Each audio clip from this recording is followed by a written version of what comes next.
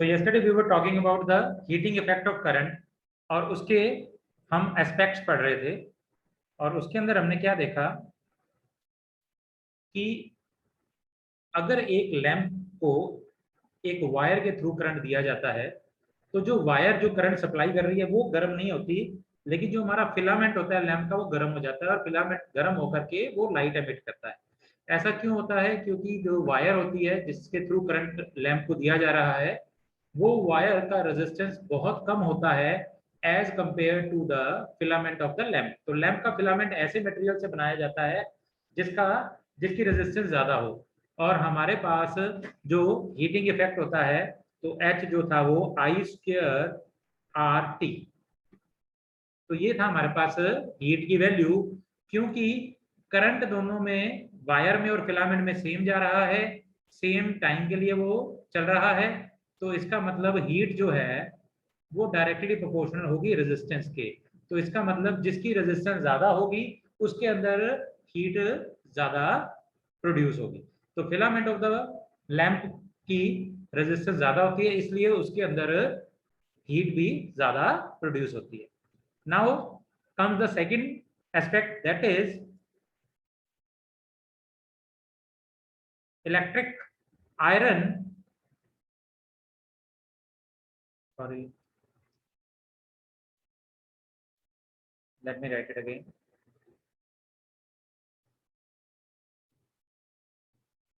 Electric iron, electric heater,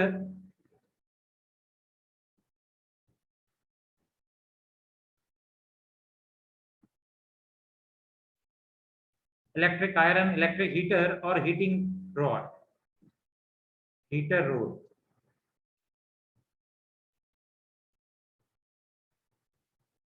heating rod। तो इन appliances में भी हीटिंग इफेक्ट ऑफ करंट को ही यूज किया जाता है। इलेक्ट्रिक आयरन मतलब आपके घर में जो आप कपड़े प्रेस करने के लिए इलेक्ट्रिक आयरन यूज करते हो। इलेक्ट्रिक हीटर आपके घरों में वाटर हीटर्स लगे हुए हैं, या हीटिंग रॉड, कई बार हमारे पास एक डायरेक्ट रॉड भी आती है जिससे हम पानी गर्म कर सकते हैं। तो ये सारे जो अप्लायंसेज हैं ये हीटिंग इफेक्ट ऑफ करंट में ही के एस्पेक्ट से ही काम करते हैं। तो इसके अंदर क्या होता है, हमारे पास जो भी हम मटेरियल यूज करते हैं उसके पास हाई स्पेसिफिक रेजिस्टेंस होती है, उसका हाई मेल्टिंग पॉइंट होता है ताकि वो गर्म हो तो जल्दी से क्या मेल्ट ना हो। तो हमारे पास इसमें क्या होता है, these these household appliances, these household appliances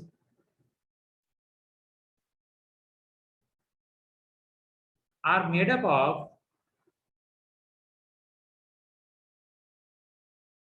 nichrome. तो इनका मटेरियल क्या होता है, इनका मटेरियल होता है बेटा नाइक्रोम। नाइक्रोम बेसिकली एक अलॉय है निकल और क्रोमियम का। It is an alloy of निकल एंड क्रोमियम। तो नाइक्रोम जो होता है वो एक अलॉय होता है निकल और क्रोमियम का। और जो वायर्स या जो मटेरियल होता है इस हीटिंग रॉड का या इलेक्ट्रिक आयरन का वो इसका बना होता है। इसका कारण क्या है तो हम इसके पीछे कारण भी देखेंगे अभी कि the wire of nichrome is used, या नाइक्रोम इज यूज्ड बिकॉज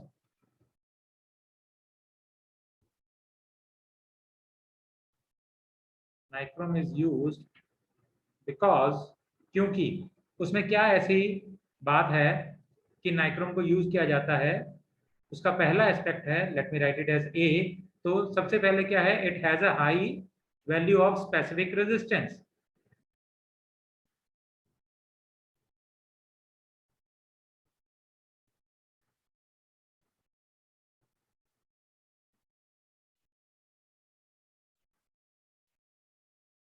तो स्पेसिफिक रेजिस्टेंस की वैल्यू हाई है क्योंकि हीटिंग इफेक्ट अगर लाना है तो हमें रेजिस्टेंस ही ज्यादा चाहिए होती है।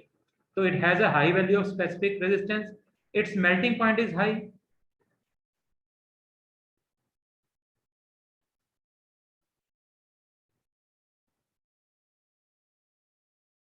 तो मेल्टिंग पॉइंट इसका हाई होता है। तो मेल्टिंग पॉइंट हाई होने से क्या है कि गर्म होने पे ये जल्दी से मेल्ट भी नहीं होता। It can be drawn into any shape.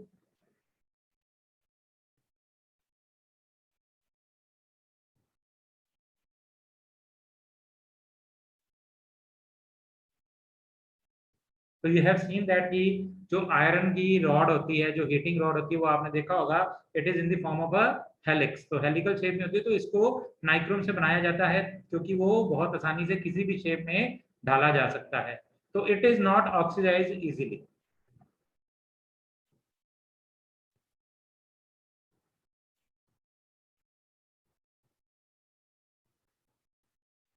तो ये कुछ कारण है, ऑक्सीडाइज जल्दी से नहीं होता। हमें हमेशा हमने ये देखा है कि जो चीज गर्म होगी, अगर उसको एयर में रखा जाएगा तो एयर में ऑक्सीजन जो है जैसे ही किसी गर्म मटेरियल के कांटेक्ट में आती है तो उस मटेरियल को ऑक्सीडाइज कर देती है।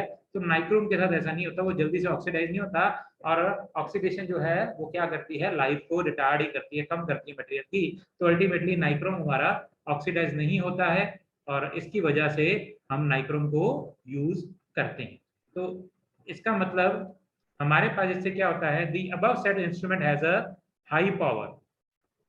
तो ये जो इंस्ट्रूमेंट होते हैं, जैसे आपने आपके घर पे हीटर लगा हुआ है, आपकी हीटिंग रॉड है, तो ये सारे इंस्ट्रूमेंट जो होते हैं वो हाई पावर रेजिस्टेंट इंस्ट्रूमेंट होते हैं, तो इनकी पावर ज्यादा होती है। तो उससे क्या होता है, दीज इंस्ट्रूमेंट्स या devices are high power instruments. तो ये सारे इंस्ट्रूमेंट्स हाई पावर इंस्ट्रूमेंट्स होते हैं। और पावर कैसे दी जाती है, as electric power is given as. तो आपने इससे पहले देखा है, इलेक्ट्रिक पावर जो पी होती है वो किससे इक्वल होती है, वी आई के इक्वल होती है। तो आपके घरों में ये डिवाइसेस जहाँ पे लगे हुए हैं तो उनकी पावर हाई होती है। तो अल्टीमेटली हमारे पास पावर की वैल्यू होती है वी आई, लेकिन हमारे पास वोल्टेज तो बाहर से सेम आ रही है। So for a given voltage, for a given value of voltage, P is directly proportional to I। तो for a given value of voltage, तो आपके पास जैसे मैंने क्या बोला, हमारे घरों में जो सप्लाई आ रही है बाहर से वो 220 टू 240 वोल्ट होती है। तो जो हमारी सप्लाई है वो कितनी है, 220 टू 240, सॉरी 220 टू 240 वोल्ट। तो ये हमें इलेक्ट्रिक सप्लाई मिल रही है। तो इसका मतलब V तो हमारे पास गिवन है। तो पावर अगर ज्यादा है इंस्ट्रूमेंट की तो उसमें से करंट भी क्या होगा, ज्यादा जाएगा। तो अगर हम एक ही सीरीज में अगर हम दो इंस्ट्रूमेंट लगा देते हैं, एक की पावर ज्यादा है एक की कम है, तो जिसकी पावर ज्यादा है उनमें से करंट भी ज्यादा गुजरता है। मतलब कि जो हमारे इलेक्ट्रिक हीटर्स हैं, जो आयरन है, जैसे प्रेस है, हीटर हो गया, ये सारे ज्यादा करंट कंज्यूम करते हैं, तभी हमारा बिल भी ज्यादा आता है अगर हम इन इंस्ट्रूमेंट्स को ज्यादा यूज करें। तो इसका मतलब जो हमारा ज्यादा पावर होने की वजह से करंट भी ज्यादा इसमें से आता है। And as we know that, और हमें पता है that H is directly proportional to I square. तो हीट क्या है, आई स्क्वेयर आर टी, तो आई स्क्वेयर के प्रोपोर्शनल है। Hence hence high power instrument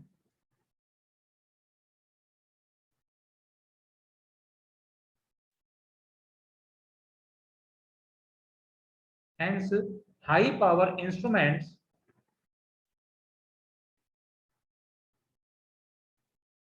draw high current and hence heat produced will be large।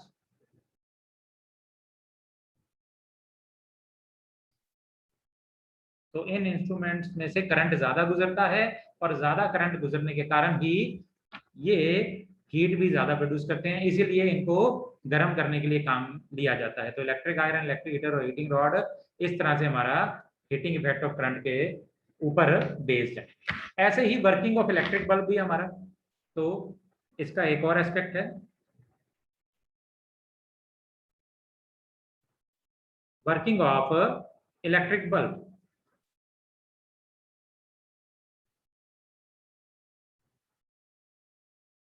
तो आपने देखा होगा कि जो पहले हमारे पास फिलामेंट बल्ब होते थे तो वो भी इसी पे बेस थे, हीटिंग इफेक्ट ऑफ करंट पे। तो उसके अंदर हमारे बल्ब में एक फिलामेंट होता था, एक तार होती थी, और वो तार जो थी वो ज्यादा बहुत ही हाई रेजिस्टेंस की वायर होती थी। तो जब भी उसमें से करंट गुजरता था तो हाई रेजिस्टेंस के कारण क्या होता था, उसमें ज्यादा हीट पैदा होती थी। वो हीट पैदा होने से क्या होता था कि वो ग्लो करने लग जाती थी, तो हमारा बल्ब ग्लो करने लग जाता था। तो वो जो हमारा बल्ब था उसके अंदर वो टंगस्टन वायर थी, और बल्ब के अंदर एक गैस फिल्ड की जाती थी, तो जिससे कि वो जल्दी से ऑक्सीडाइज भी ना हो, गर्म होने पे हमारा फिलामेंट जो है वो ऑक्सीडाइज भी ना हो और जल्दी से खराब भी ना हो। तो इलेक्ट्रिक बल्ब में क्या होता था, it consist of metal filament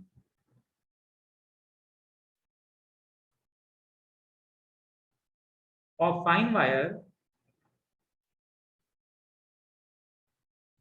of tungsten,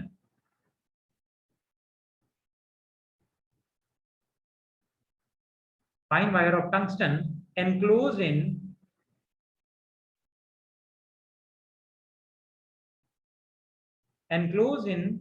glass with some inert gas.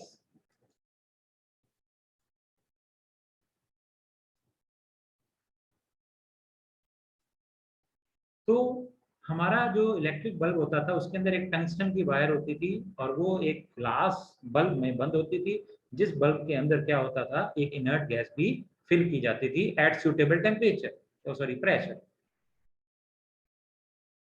Eight suitable pressure,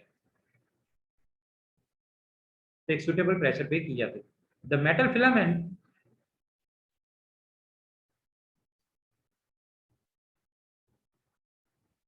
the metal filament used have high melting point, high melting point, high melting point, and when current passes through it,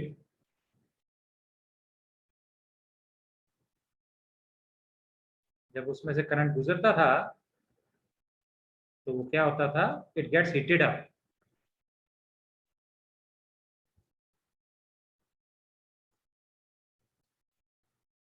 it gets heated up to high temperature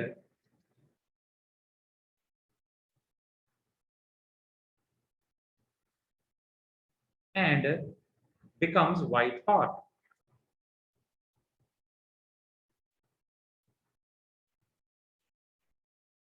इसको क्या कहते हैं, incandescent state, जिसमें गर्म होकर के चीज light emit करने लग जाती है।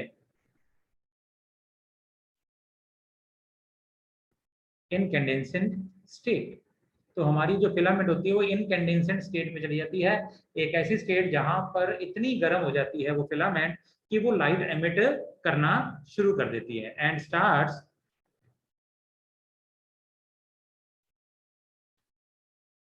emitting white light at once.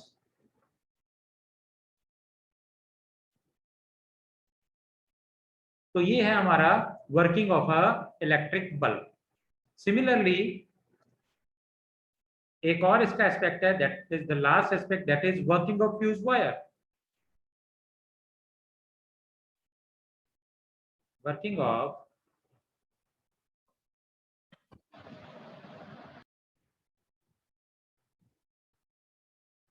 Fuse wire.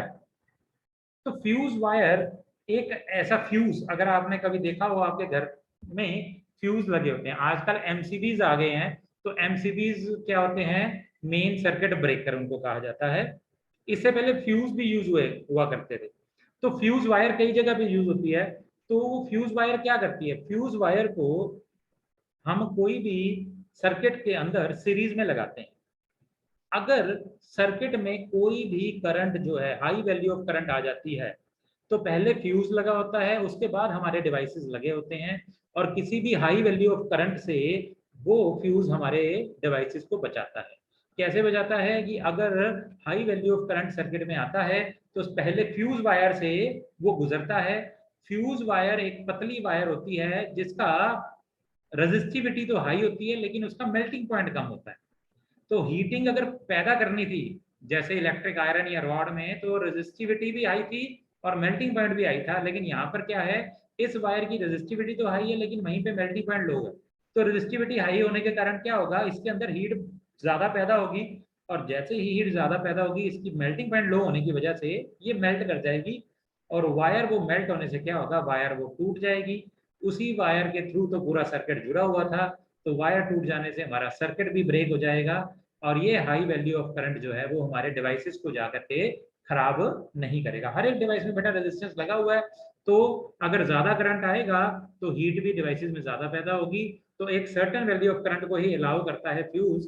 अगर ज्यादा वैल्यू ऑफ करंट आती है तो फ्यूज वायर पहले मेल्ट हो जाती है जिससे कि करंट जो है वो डिवाइसेस में नहीं जाता और हमारे डिवाइसेस सेफ हो जाते हैं।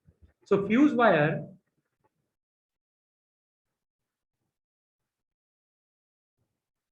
fuse wire is a safety device.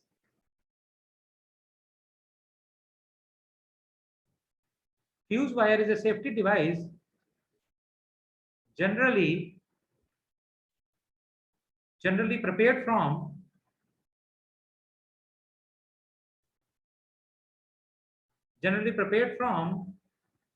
tin lead alloy.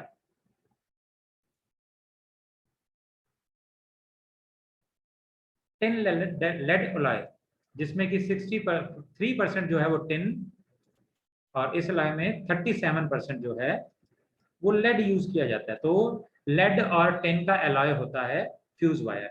It should have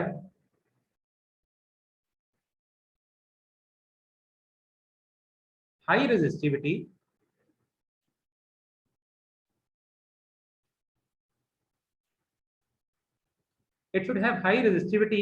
low melting point,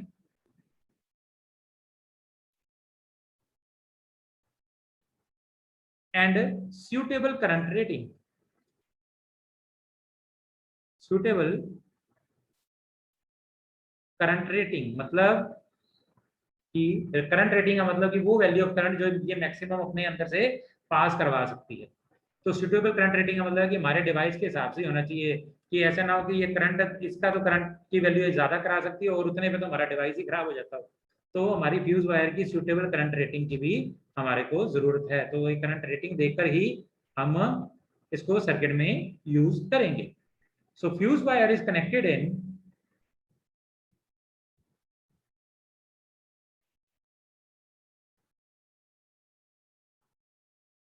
series in the circuit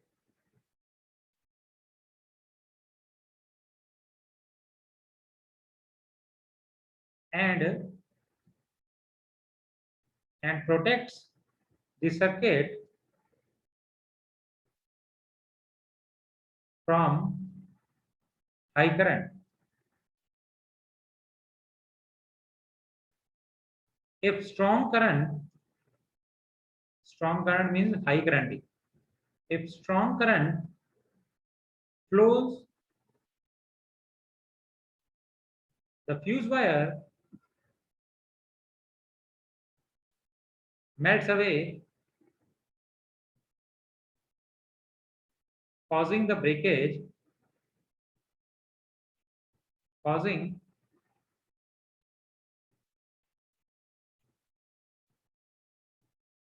the breakage in circuit, thereby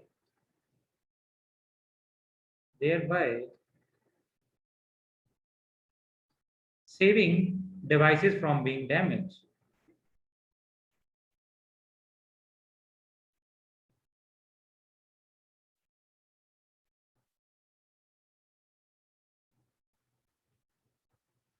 तो फ्यूज वायर सर्किट में सीरीज में लगाई जाती है और अगर कोई हाई वैल्यू ऑफ करंट आता है तो पहले फ्यूज वायर में से वो गुजरता है। क्योंकि फ्यूज वायर की हाई रेजिस्टिविटी है और लो मेल्टिंग पॉइंट है तो उसके अंदर हीटिंग ज्यादा पैदा होती है और वहीं पे लो मेल्टिंग पॉइंट के कारण वो जल्दी से पिघल जाती है और वो सर्किट को ब्रेक कर देती है और ऐसा करने से क्या होता है, वो हाई वैल्यू ऑफ करंट हमारे डिवाइसेस में नहीं जाता और हमारे डिवाइसेस डैमेज होने से बच जाते हैं। कई बार आप देखो कि हाई वोल्टेज आ जाती है तो हमारे सर्किट में से हाई करंट गुजरता है तो हमारे डिवाइसेस खराब होने के चांसेस होते हैं। तो ऐसे में अगर आपने फ्यूज वायर लगा रखी है तो फ्यूज वायर पहले ब्रेक हो जाएगी और फ्यूज ब्रेक होने से आपका सर्किट जो है वो उसमें लगे हुए डिवाइसेस डैमेज होने से बच जाए। So these are the aspects of heating effect of current. With this, our this chapter is over. तो ये चैप्टर हमारा खत्म हो गया है। होपफुली आपको ये सारे टॉपिक्स जो हैं वो क्लियर हो चुके हैं। अगर आपकी कोई डाउट है तो आप वो डाउट्स अभी पूछ सकते हैं।